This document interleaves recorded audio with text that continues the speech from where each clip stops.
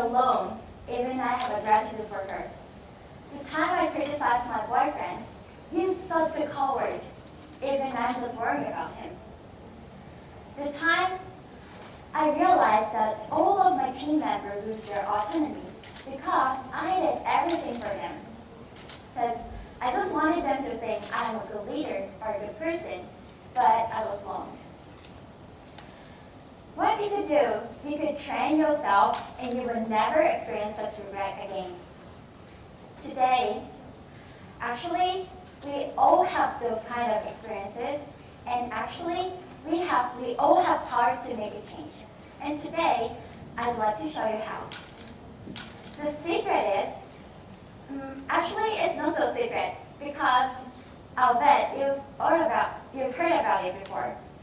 It is the art of living in the moment, right here and right now. But the true meaning is the key to unlocking your true potential is mastering your somatic and emotional senses.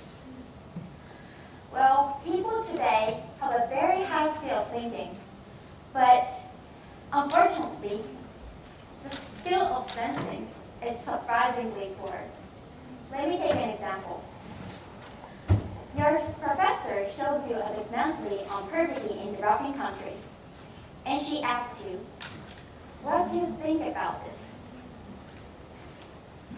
Maybe you can answer, that is so terrible.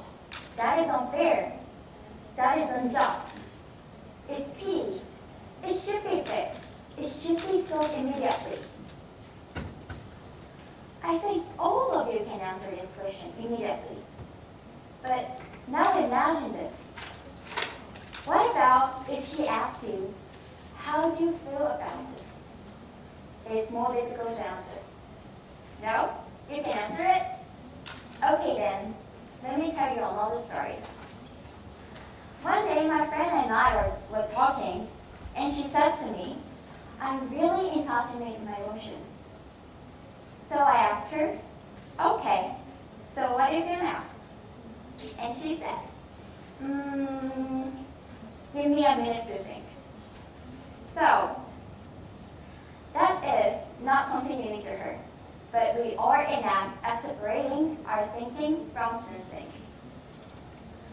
When we look at our education system, it focuses on training how to think. Of course, it is important to learn how to think because a good command of critical thinking and problem solving are both important to be successful in life. But let's pause it for a second. What kind of world we live in? What kind of problems we have? And what kind of solutions we've thought out and tried? We've tried hundreds of thousands of solutions. However, look at the world. The reality hasn't changed much. So I think now it is time to try a new approach for problem solving. One that emphasizes living in the now, and it is based on just ready access to emotions and feelings rather than thinking and interact and thinking. Well, so what's the difference between thinking and feelings, you may ask? Well, what part of your mind does thinking involve? Experiences and knowledge. All of your experiences and memories are in your head, packed in your head. And every time you make a decision, it helps you. That's so useful. But at the same time, your past experiences can limit your decision making. The Australian British philosopher Rephrase once says, the limits of my language means the limits of my work. He's absolutely right. Once we categorize something, we rarely ever doubt the validity of the categorization. But actually, Everything in the world is changing in every second. People, things, society, natures, memories, even sometimes change. So, it makes no sense to maintain antiquated categorization in spite of all these changes. It means we are always already judging or deciding or defining the present from the past. This is why it is important to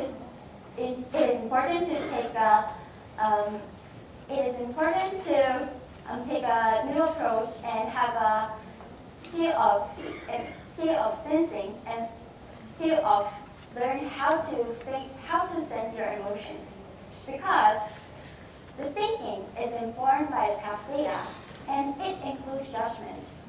However, the feeling is informed by the immediate body reaction, so it's not include judgment, but it is just observation what is in front of you. If you are mindful and can observe what is really happening in front of you, and be calm, listen your heart, and then you realize that you already know how you can make a change. So let me go back to the earlier example. Do you remember the simulation, what we answered after we watching the documentary?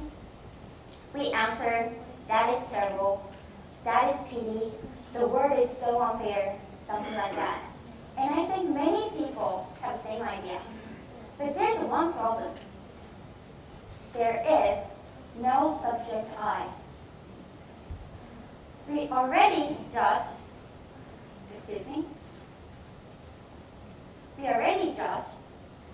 the word is unfair.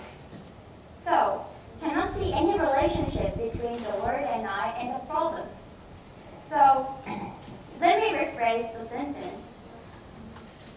Let me rephrase the subject, the word to I. And it's like this.